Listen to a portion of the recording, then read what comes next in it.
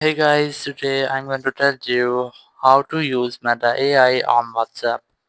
If you're using WhatsApp and now you want to use Meta AI, so let's see how can you do that. First of all, you just have to open your WhatsApp app and here just tap on this circle icon and you'll get Meta AI, and here you can talk with Meta AI just like that.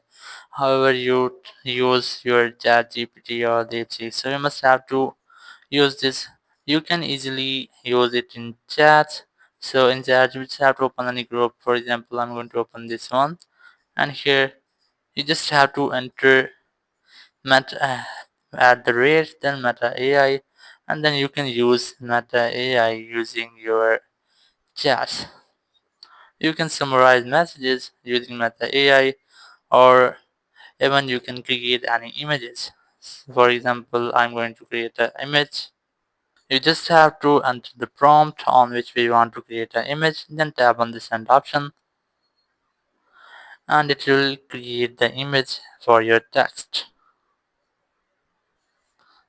So and that's how you can easily use Meta AI on WhatsApp. Thank you very much for watching the video.